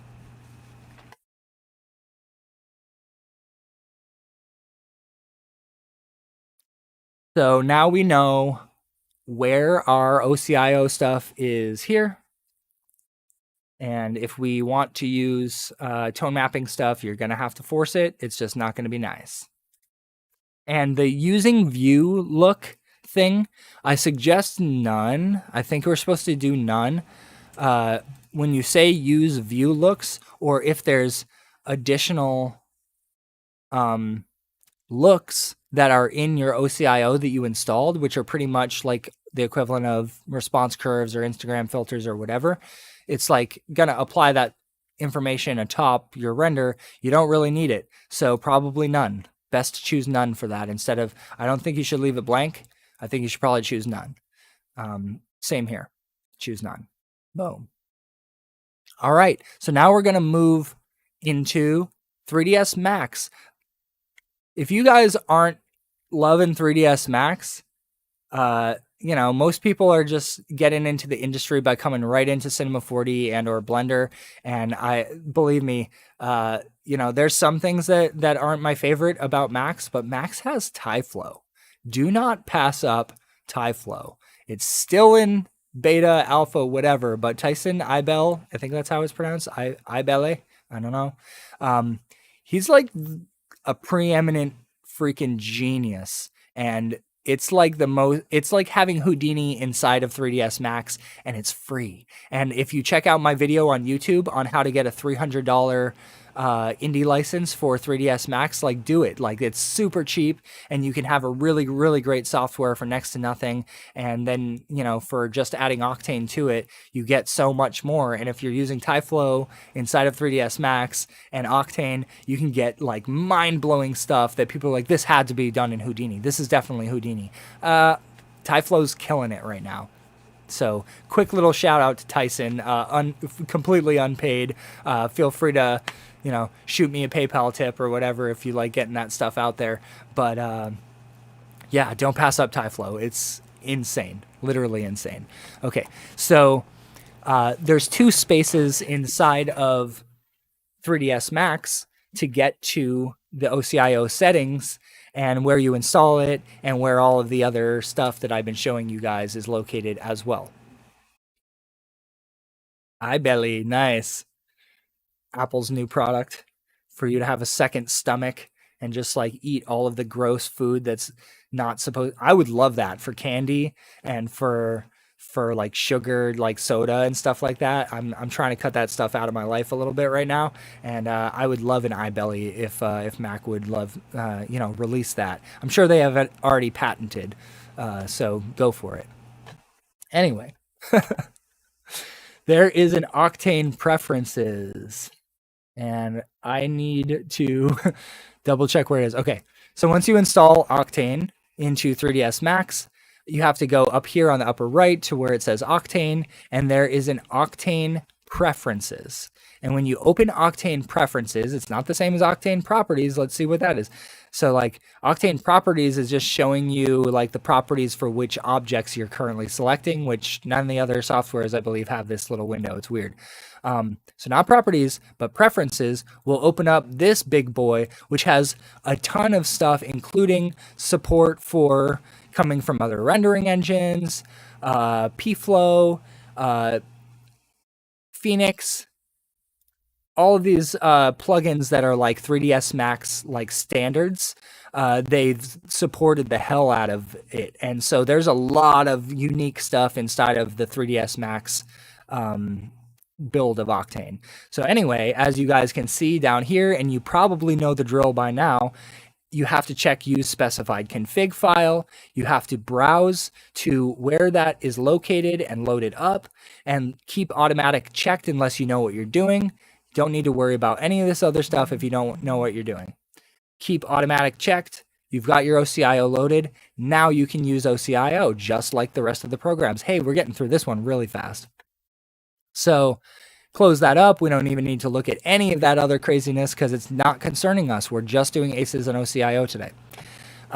So now that we've done that, we can come into the render setup, which is accessed by either going Octane, set Octane as renderer, and then you got to go in here by either hitting F10 or clicking this little teapot with the cog on it. So once we're in our render settings here, come on now. we can find camera, which is again for rendering, right? So like the IPR and live ones seem to be in like a camera Octane object tag, whereas when you export things not through the IPR, you have to go into render settings. It's true for all of these softwares.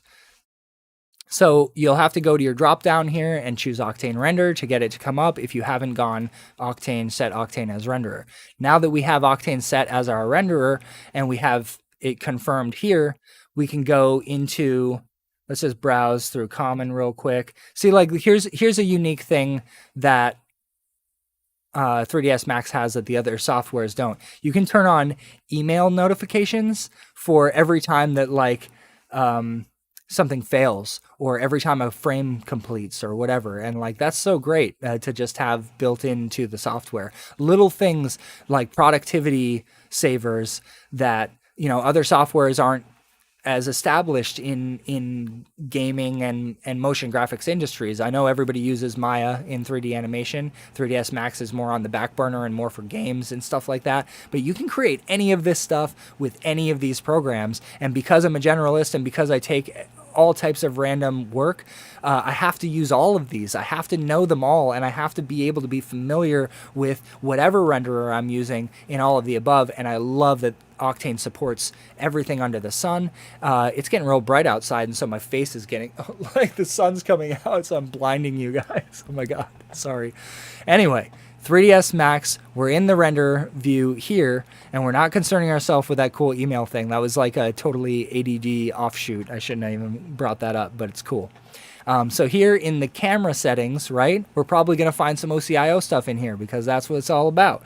So let's scroll down, and lo and behold, look at that OCIO view. I'm going to go in here. I'm going to choose the ACES sRGB that I've been using. I'm going to tell the look to use none. And if we want to force tone mapping, we can do that here. Do we want to? Maybe not. Hey, look, 3dsMax has the hovering hot tips too. So I was wrong. Standalone isn't the only thing that has hot tips. But I don't know if Cinema has it at all. I don't think it does, and that's why I was so excited about seeing it in Standalone. Is like Cinema 4D needs to have that integrated. And I use Cinema 4D more than any of these other softwares simply because it's where I'm most comfortable. And yeah, I don't think it has the hot tips built in yet. It might. I don't know, but we'll double check. Anyway, so force tone mapping, we leave that off. We've set to ACES sRGB, and we're good to go. And if I open up Octane Viewport, it has a lot of the similar stuff as the Cinema 4D one. It's not Octane Standalone Viewport like Blender. But some of the settings here, let's see, we got node viewer. No, we don't want that. Hold up. And just for fun, if I click Octane node viewer here, yeah, it says, please, for the love of God, don't add or delete anything or you will crash the software. So by being in here, there's no hovering in these. Interesting. No hot tips inside of the... I'm surprised to see that. I was under the impression that it would be there. But either way, don't touch any of that stuff inside of the node editor, even though it gives you access to it. It's just for viewing. Save images, portrait, rebuild, focus picker, white balance, align image, window resolution, render region, film region, tone mapping type. Aha! Very interesting. If I go in here, wow, HDR, tone mapping. That's sad. Unfortunately, I did not double check this part first. Let's go to the AOV settings and see if we can maybe preferences. Yeah, we don't need AOV anything for this. Oh, and there's a light mixer in here. That's handy. Edit scene graph. No, we don't want to do that. Cool. Edit AOV graph. Nope, don't need to do that.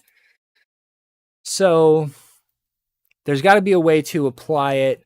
We know that we're in the render settings. So I'm going to do the impression, and we're going to try this together real quick before I move on to Houdini. We're going to create a camera, and we're going to go into that camera and check for Octane settings. Rendering. I'm just looking around to see what I see. Standard, Octane camera. Let's add a universal just because. Doesn't really matter. It's just the best one. Most settings and all that kind of stuff. So let's dial down. Hey, look at that. We had to go way down because the universal camera has tons and tons and tons of settings. But down here, there's a response curve already applied to it by default. That's weird. That's weird. Don't do that. Again, if you're only going to see this response curve stuff come up if you are what? Forcing tone mapping. Don't force tone mapping unless you want access to this stuff and LUTs and saturate to white and gamma and one or two other things that I've covered many times before in this same video. We're almost done here, guys, I swear. Okay, so the OCIO view here is now accessible because I loaded this into the OCIO Octane preferences, right? So we can choose ACES RGB, we can choose none for our thing, and we don't have to choose force tone mapping unless we want access to that stuff. Cool. So we're caught up, 3dsMax, good to go. We're gonna have a future video series where I'm going to be going through each of these interfaces just like I have here, but I'm going to kind of rapid fire show you, here's where everything is in Standalone, here it is in Cinema, here it is in 3ds, here it is. And that way you can quickly jump from software to software and stop having to scroll around and guess and say, where the F did they hide that? Because the people that are producing the plugins, by the way, they're kind of like, one guy knows 3dsMax in and out, and that's all he does is code for 3dsMax. So that's why he's the plugin developer for 3dsMax. And most of the time, the guys that develop for one of these DCCs do not develop for multiple of them simultaneously. There's not a lot of generalist plugin developers because you need to know different code languages to make it work. Cinema, I believe, is in Python, for example. So if you're coding a plugin for Cinema and you're a Python coder, you're good. But if you try to make that same plugin for another one of these DCCs, it might not be done with Python, and you need to know a whole other code language. That's huge. So what that means is the people that are crafting each of these are taking, the direction from OTOY and from Standalone to make it as close as possible. But there's extreme disparity in their actual way their mind works. Honestly, I mean, the first time you open Blender, for a lot of people, it's what the? Because it was made by Ton, this Dutch guy that has a very unique brain. And where he put stuff is not where anybody else put stuff. They didn't even have a left click for the first 10 years or whatever, something like that. So try to be patient and understanding with the developers. Don't be rude about it. Don't be angry about it, because they're all trying their best. And I'm sure videos like this will even help them, standardize down the line. But just, you can power through learning where they put the universal camera settings in program A versus program B. I promise that it's all the same stuff. And as long as you see where it's parked, what part of the screen they put it on, or what submenu they put it in, it's all the same stuff. So whatever you learned in your program, you can get into one of these others and still know all that stuff and use all the other tools without being too confused. So that's me. I suggest that for people. I think it's a great way to, it's like learning another language, literally. It opens up different parts of your brain. So I got addicted to that. I've been learning new languages. I've been learning coding. I've been learning every single software under the sun for 20 years now. And it means that you become a better problem solver and troubleshooter. That's why I'm doing this video. Appreciate you guys. Thank you so much for being a part of this. Now we're going to move into Houdini. Last one, I swear, and then I'm signing off because I'm going to go relax and hang out with a cool friend. Boom. Let's check out Houdini. Now this program is one that, Blender, everybody's like, I should really check out Blender. But I think that Houdini has even more of a pedigree where people are like, I know I have to learn Houdini. It's just like crazy. It seems like it's going to be too hard. I don't know. Like, pick it up today. The apprentice license is totally free. Go get Houdini, open it, start familiarizing yourself. And if you want to familiarize yourself through this render engine, that's a great way to get started. So in the video that I'll be publishing soon of how to install Octane in all of these different softwares, the way you have to install Octane for Houdini is nowhere near as easy as any of the rest of the softwares. You need to like download it, put it in your documents, Houdini numbered folder, and then you need to edit your Houdini environment variables and put these very specific strings of characters that direct it to where the file is, and only then can you see it. So I'm going to show you guys real quick. I'll close this. In Edit, Color Settings here inside of ACES, and you will know that you have ACES installed properly in Octane, in Houdini, if you open Houdini and you see this like dark blue gradient from the top to the bottom of the screen. Apparently that's a great indicator that you successfully installed OCIO. But first thing to do is to go Edit, Color Settings. And here inside of Color Settings, it has an OCIO config. And as you can imagine, all we're going to do is point it to that same config file that I'm using for every other software. So this is super simple at this point, I think. If you guys have been following me this whole time, you can see that find it in Preferences, install the OCIO, and then configure it within the camera itself. And if there's settings on the camera, they're going to differ from the settings in the render output settings. And that's something to be mindful of depending on if you're just working on a still in the IPR or if you're trying to output like a large sequence or a bigger image or whatever, not through the IPR, not through the default stuff. You're trying to like do it through the official rendering channel of each software. So boom, we've got it installed. Now that OCIO is here and we're good, we don't, you got to click apply and close. I could be wrong, but I think once you've done that, you might have to restart Houdini. Probably wrong. Probably don't need to, but if it's not working, then restart Houdini and it'll be fine. Anyway, we have Octane here, and I have a default scene where I've already created the default stuff. We're going to have a intro for each of these softwares of how to set up a default scene coming very, very soon. Like you're talking less than a week, I'll have that up. Maybe 2 weeks. Give me some time.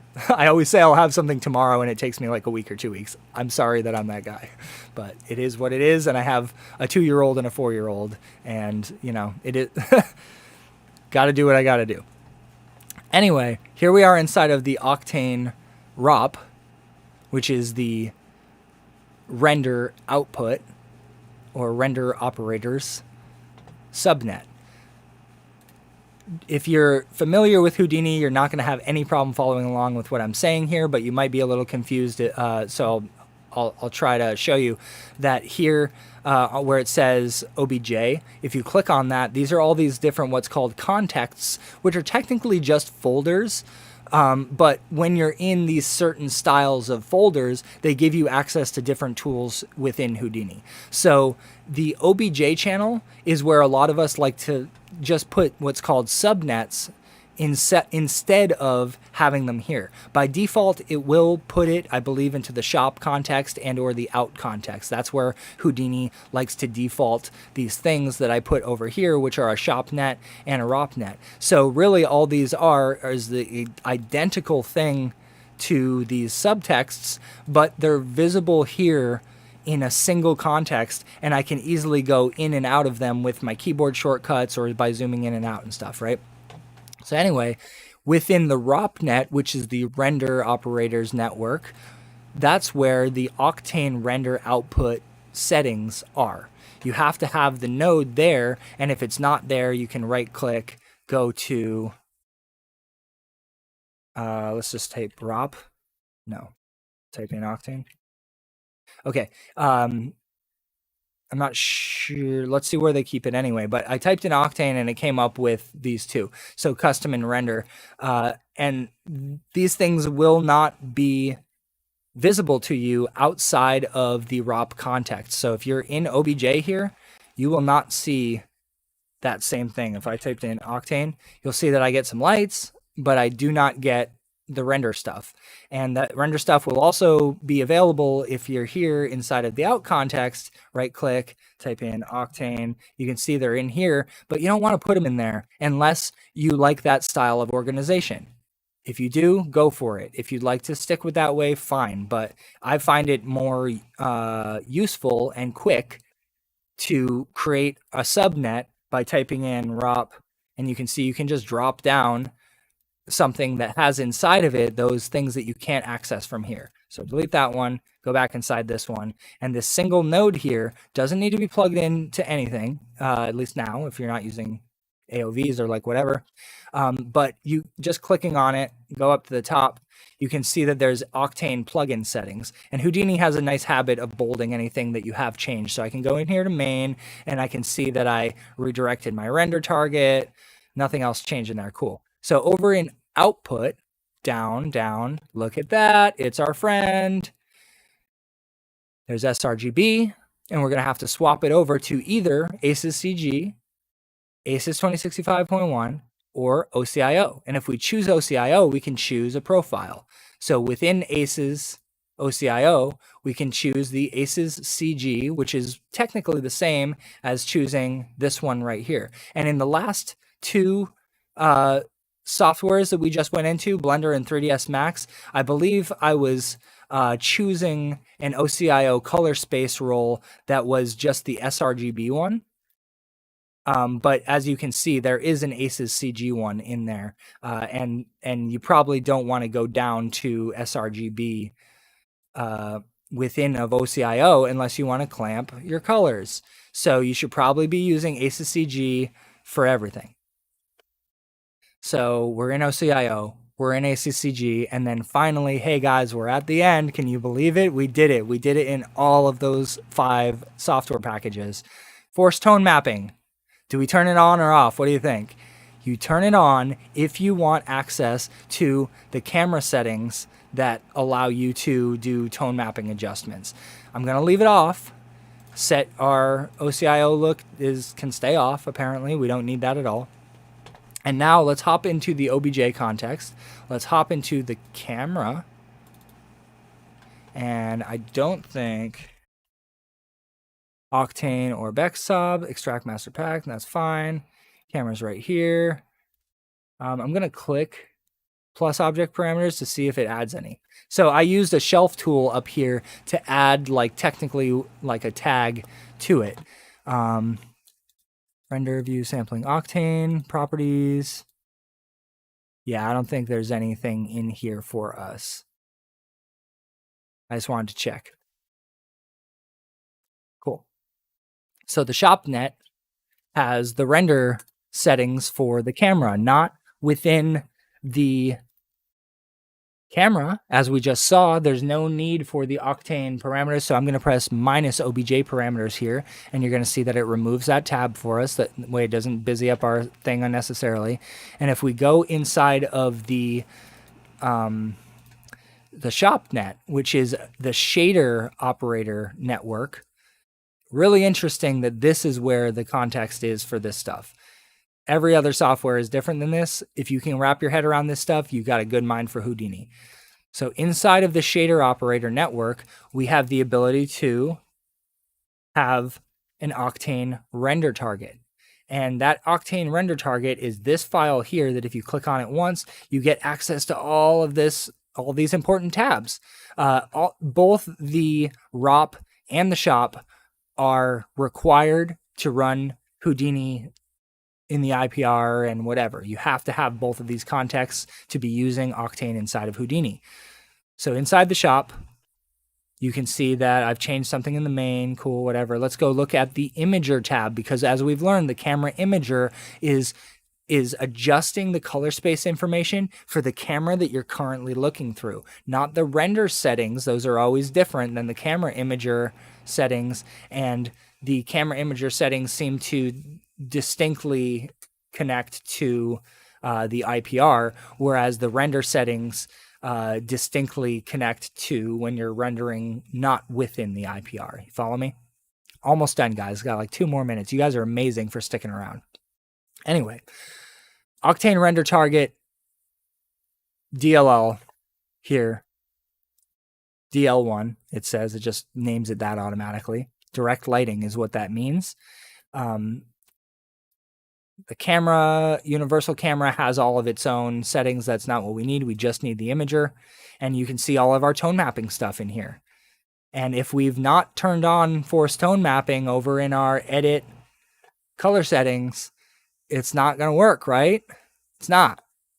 So if I mess with my response curve here, it's not going to matter at all if I have force tone mapping off. If you want to access that stuff, turn it on at your own risk and at the death of your color information, because it converts it to sRGB first. And as we saw at the beginning of the video, sRGB is a very tiny little triangle that is